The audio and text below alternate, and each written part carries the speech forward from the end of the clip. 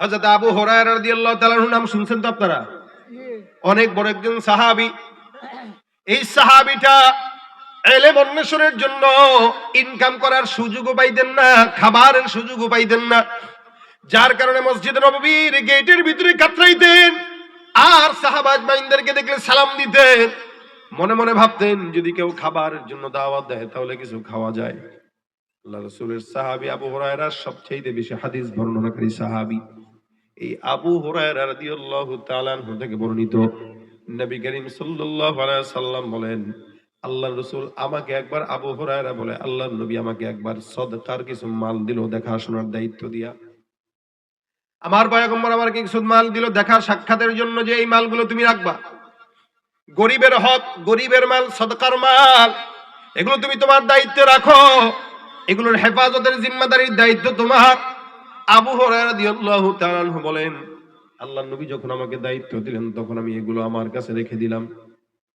এই সম্পদ খেজুরগুলো যখন আমি আমার ঘরের মধ্যে রাখলাম, আমি ঘরের ভিতরে খেজুর রাখার পরে এবার দায়িত্ব নিয়ে রাতের বেলা আমি আর ঘুমাই না, সজাগ থাকি যেন চুরি না করতে পারে কেউ।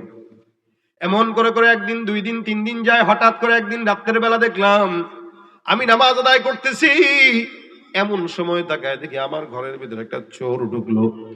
এই চোরটা ঢুকে আল্লাহর নবীর যে সদকাতুল ফিতরের মালগুলো আমার কাছে দিয়ে রাখছে আমানত, এই সদকার মালের ভিতরে হাত দিয়া কিছু খেজুর সে তার ব্যাগের মধ্যে ঢুকানো শুরু করে দিয়েছে।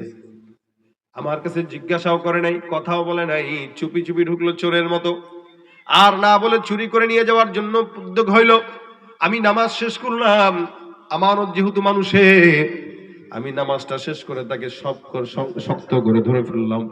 কি ব্যাপার, ঘরের ভিতরে ঢুকলা, অনুমতি ছাড়া ঢুকলা, আবার অনুমতি ছাড়া মালগুলো কেন নাও? তুমি কি চোর নাকি? চোর ডাক দিয়া বলে, না না আমি চোর নয়, আমি একজন অভাবী। চোর তো চুরি করে তার স্বভাবের কারণে, আমি অভাবের কারণে চুরি করছি।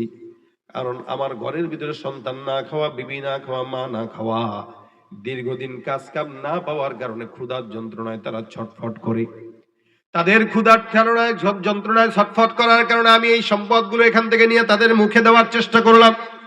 আবু হুরায়রা রাদিয়াল্লাহু তাআলা আনহু ডাক দিয়া বলে, এ চোর, তুমি যে এখান থেকে চুরি বলে, চুরি করে না বলে নিয়ে যাও, এগুলো তো আমার নয়, এগুলো সাধারণ জনগণের মাল। আমানতের দায়িত্ব আমার কাছে রাসূল রেখেছেন। মনে রাখবা, আমানতের মাল যে যেমনে দেয় অমনি হেফাজত করা ঈমানের দায়িত্ব, ঠিক কিনা? আমাদের দেশে আছে নাকি আমানত? হ্যাঁ, দিলে নিজের টাকা মনে করে খায়, বাপেরটা মনে করে খায়, নিজেরটাও না। আমানত রাখবেন কেমন? আমার আব্বার টাকা খা। এই জন্য দেখবেন সরকারি মাল রিলিফের যদি 10 বস্তা আসে, 10 বস্তার ভিতরে 8 বস্তাই নাই। কথা কয় না? আরো জোর বলেন, ঠিক কিনা? যাদের হাতে যায় ক্ষমতা, দেশ যেন বাপের ভিটা, রাখতে চেয়ে আর শুরু করে বিদেশিদের পাচাটা। যাদের হাতে যায় ক্ষমতা, দেশ যেন বাপের ভিটা, রাখতে চেয়ে আর শুরু করে বিদেশিদের পাচাটা। বিদেশিদের কথা মতো চালায় ওরা নিজের দেশ, বিদেশিদের কথা মতো চালায় ওরা নিজের দেশ। দেখতে দেখতে গোল্লায় গেল আমার সোনার বাংলাদেশ। একে একে শেষ করেছি, সবার দেখা হইল শেষ। দেখতে দেখতে গোল্লায় গেল আমার সোনার বাংলাদেশ। দেখতে দেখতে গোল্লায় গেল, আমার সাথে জোরে, দেখতে দেখতে গোল্লায় গেল। কেউ দিল না, সবাই নিল, আমরা যে কলুর বলদ, সারা বছর নেয় না খবর, নির্বাচনে খুব দরদ। কেউ দিল না, সবাই নিল, আমরা যে কলুর বলদ, সারা বছর নেয় না খবর, নির্বাচনে খুব দরদ। নির্বাচনের আগে তাদের ধরে কত রকম বেশ, নির্বাচনের আগে নেতা ধরে কত রকম বেশ। দেখতে দেখতে গোল্লায় গেল, দেখতে দেখতে গোল্লায় গেল আমার সোনার বাংলাদেশ, ঠিক কিনা? রাগ করছেন কেউ? এটা রাগ করছেন কেউ? আমাদের দেশের হালত এরকমই তো, কি বলেন? আমাদের টাকা চুরি করে ওপারে যারা পাঠায় তারা কখনো আমাদের বন্ধু হতে পারে কি? কি এরা কি? সবাই না, ভালো আছে, খারাপও আছে, তবে খারাপই আল্লাহ আমাদের খারাপির হাত থেকে হেফাজত করুক। তা আবু হুরায়রা বলেন, এই তুমি যে চুরি করলা, এ সম্পদ তো আমার না, এটা জনগণের। চোর এবার কান্নাকাটি শুরু করে দিচ্ছে, কয় ভাই মাফ করে দেন। না না না, তুমি যেহেতু আসছো, তোমার রসুলের কাছে নিব। কার কাছে নিবে? রসুলের কাছে নিবে। চোর এবার হাত হাত জোর করে দিল, ভাই মাফ করে দেন, আল্লাহর রাস্তায় আর জিন্দেগিতে চুরি করব না, ভুল হয়ে গেছে। আল্লাহ নবীর সাহাবী আবু হুরায়রা মায়া লেগে গেছে, যার কারণে কয় যাও, আর জীবনে কোরবানি না করতাম না, সত্যি কথা, এটাই শুরু, এটাই শেষ, ঠিক আছে ছেড়ে দিলাম। চোরকে আবু হুরায়রা ছেড়ে দিলেন। সকালবেলা ফজরের নামাজের সময় মসজিদে নববীতে যায়। আল্লাহর নবী ডাক দেয়া বলে, আবু হুরায়রা মসজিদে নববীতে আসলা, রাতের বেলা তোমার যেই চোর তোমার ঘরের ভিতরে ঢুকছে, এই চোরটা কোন জায়গায়? চোরকে কই রেখে আসছো? আচ্ছা বলেন তো, রাতের বেলা যখন চোর ঢুকছে নবী ছিল নাকি? তার মানে জানাইলেন কে? আল্লাহ। আবু হুরায়রা ডাক দিয়া বলেন, ইয়া রাসূলুল্লাহ, আপনি কেমনে জানলেন চোর? নবী বলে, আমি জানি। এ আবু হুরায়রা, তুমি তারে ছাড়ছো কেন? আল্লাহ রাসূল, বান্দার বাসায় নাকি তার মা বাবা খাবার পায় না, সন্তান খাবার পায় না, যার কারণে সে আসছে চুরি করার জন্য, এই কারণে মায়া লাগছে, তার কারণে তারে ছেড়ে দিলাম। নবী বলেন, মনে রাখবা আজকে রাত্রেও চোর আবার তোমার ঘরে ঢুকবে। রাসূল বলেছেন, তার মানে ঢুকবেই, কি সন্দেহ আছে? নবী বলেছেন। পিস্তলের গুলি মিস হইতে পারে, লেকিন রাসূলের কথা মিস হবে। আবু হুরায়রা রাদিয়াল্লাহু তাআলা কয়, রাসূল যেহেতু বলছেন চোর আসবে, তার মানে আসবে, আজকে একটু ভালো মতো পাহারা দেওয়া লাগবে, চোর আজকে তোমার আর সারাসারি নাই। রাতের বেলা হযরত আবু হুরায়রা রাদিয়াল্লাহু তাআলা পাহারা দেয়। হঠাৎ করে গভীর রাত, তাকায় দেখে চোর মশাই হাজির। চোর মশাই যখন ঢুকলো, আল্লাহর নবী সাল্লাল্লাহু আলাইহি ওয়াসাল্লামের সাহাবী আবু হুরায়রা গায়ে পাইছি। নবী বলছেন, ঢুকবা, তুমি ঢুকে গেছো, চান্দু ফালাইবা কই? এই বেটা চল, তোর নবীর কাছে নিয়ে যাবো। ভাই সরি সরি সরি ভাই, ভুল হয়ে গেছে, ভাই ভুল হয়ে গেছে, প্লিজ ভাই মাফ করে দেন। চোরের অবস্থাই হলো, হাজারো বার চুরি করার পরে ধরা খাইলে সে বলবে ভাই এটাই শেষ, আর জিন্দেগিতে করবো। কিন্তু হাজারো বার কসম খাইলে কি সে কসম মানে? মানে না। আবু হুরায়রা বলেন, না না, ছাড়া যাবে না, নবীর কাছে নেওয়া লাগবে। বলে না ভাই, আর জিন্দেগিতে কান ধরছি।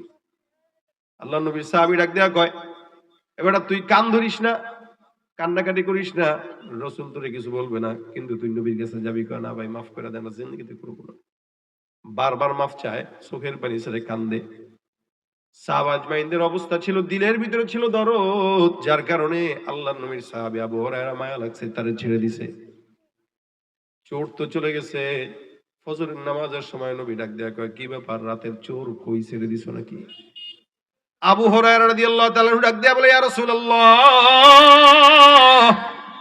চোরটা কান্নাকাটি করছে, ওয়াদাবদ্ধ হয়েছে আর জিন্দেগিতে আসবে না, মায়া লেগে গেছে, যার কারণে চোরকে ছেড়ে দিলাম।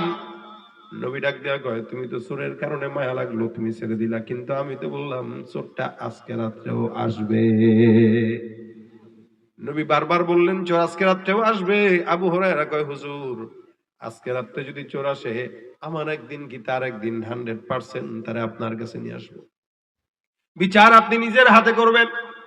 এ মুসলমান, চোরটা পরপর 2 দিন আসলো। আল্লাহ রাসূল সাল্লাল্লাহু আলাইহি ওয়াসাল্লাম বললেন আবারও আসবে, তার মানে আবার আসবে কি আসবে না?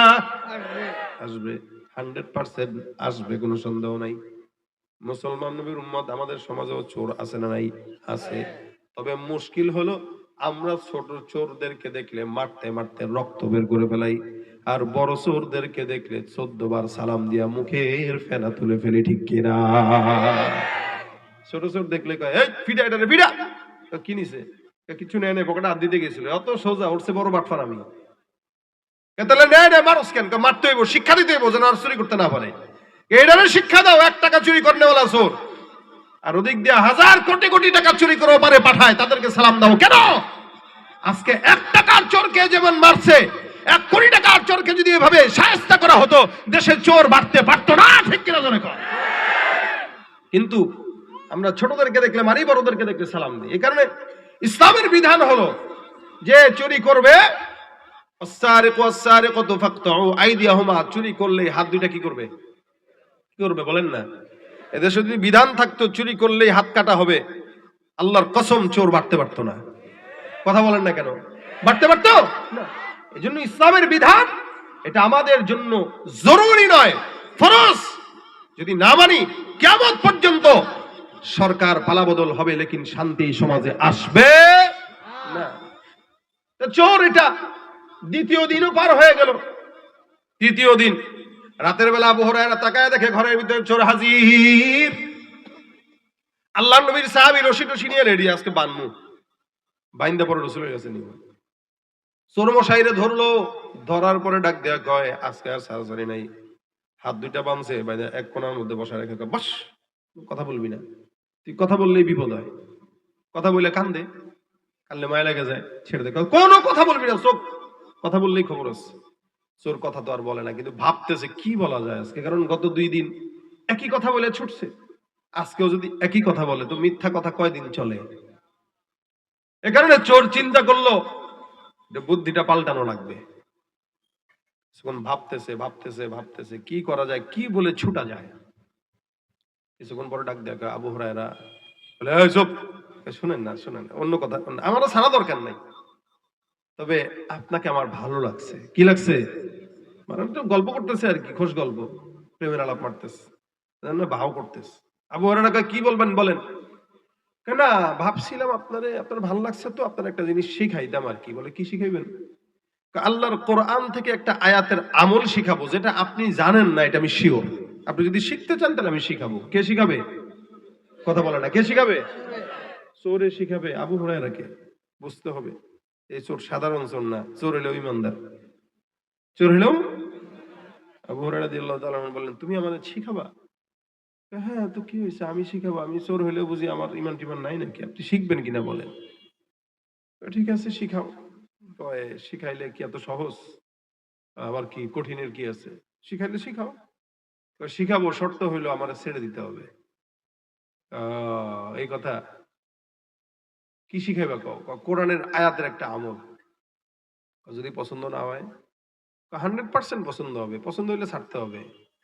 আবু হুরায়রা রাদিয়াল্লাহু তাআলা আনহু চিন্তা করলেন এই চোররে ধরে রেখে তো কোনো বেনিফিট নেই, কিন্তু কোরআনের একটা আয়াতের আমল শিখলে বেনিফিট আছে। কি বলেন, ঠিক না? কোরআনের আয়াতের আমল শিখবো, ফায়দা আছে, আখিরাতে ফায়দা আছে, দুনিয়াতে আমল করতে পারবো। কিন্তু ওর মতো চোররে ধরে রেখে ফায়দা কি? যতক্ষণ থাকবো ততক্ষণ ইবাদত নষ্ট হবে।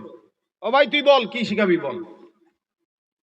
আবু হুরায়রা রাদিয়াল্লাহু তাআলা আনহু বলেন আমি যখন চোরকে বললাম, চোর এবার সুন্দর করে পড়া শুরু করে দেয় আল্লাহু লা ইলাহা ইল্লা হুয়াল হাইয়ুল কাইয়্যুম লা তাখুযুহু সিনাতুন ওয়ালা নাওম লাহু মা ফিস সামাওয়াতি ওয়া মা ফিল আরদ মান যাল্লাযী ইয়াশফা'ু ইনদাহু ইল্লা বিইذনি ইয়ালামু মা বাইনা আইদিহিম ওয়া মা খালফাহুম ওয়া লা ইউহীতুনা বিশাইইন মিন ইলমিহি ইল্লা বিমা শাআ وسع كرسيه السماوات والأرض ولا يؤوده حفظهما وهو العلي العظيم। চোর এটা পুরোটুক পড়লো। ভাই আমাদের এলাকার চোররা কি আয়াতুল কুরসি পারবে মনে হয়?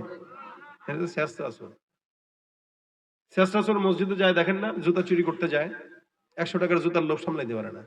এটা যদি এই তুই মুসল্লিদের জুতা চুরি করছ কেন? ভাই মুসল্লিদের জুতা, নামাজি মানুষ তো, এই জুতা চুরি করলে বরকত হয়, এই বরকতের নিয়ে তো জুতা চুরি করে মুসল্লিদের।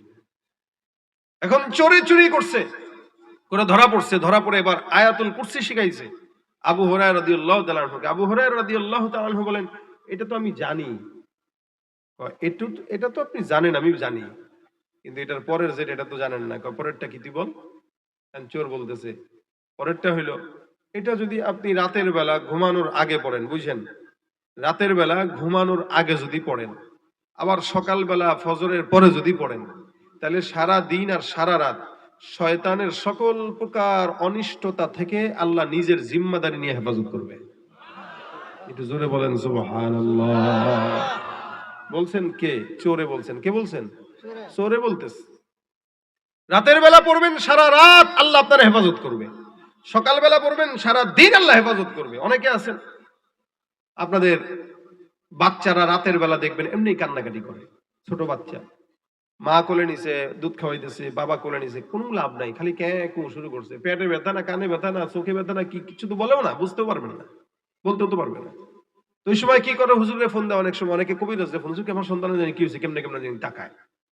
ভাই আপনি হুজুরের ফোন না দিয়া আয়াতুল কুরসি পড়েন, পড়ে বাচ্চাকে ফু দিয়ে দেন, বাচ্চার গায়ে ফু দেন, বাচ্চার চোখে ফু দেন, বাচ্চার মুখে ফু দেন। আয়াতুল কুরসির বদৌলতে শয়তানের জিন্নাতের যদি আসর পড়েও থাকে আল্লাহ পাক সাথে সাথে দূর করে দিবেন। একিন থাকা লাগবে, একিন নিয়ে পড়বেন তা আল্লাহ পাক অবশ্যই কাজ করবেন। এজন্য আল্লাহ বলছেন আনা ইনদা জন্নি আবদি বি, বান্দা আমার উপরে যতটুকু ধারণা রাখবে আমি আল্লাহ ঠিক ততটুকুই বান্দাকে দিব। সুবহানাল্লাহ। চোর বলতেছে এই সকালে আর রাত্রে যদি কেউ পড়ে তো আল্লাহ পাক এই এই এই দেয়। আবু হুরায়রা রাদিয়াল্লাহু তাআলা আনহু বলেন সুবহানাল্লাহ, আমি তো এটা জানতাম না, আমি প্রথম শুনলাম এই আয়াতের এত গুরুত্ব। বলে হ্যাঁ, জিন্নাত শয়তান এগুলোর ওয়াসওয়াসা থেকে আল্লাহ হেফাজত করবে, রাতের বেলা আর সকাল বেলা পড়বেন। হযরত আবু হুরায়রা রাদিয়াল্লাহু তাআলা শিখা চোরকে ছেড়ে দিলেন, চোর চলে গেল।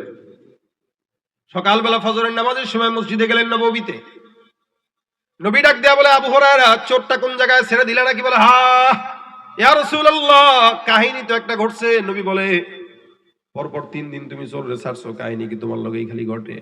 কি ঘটছে এত বলো।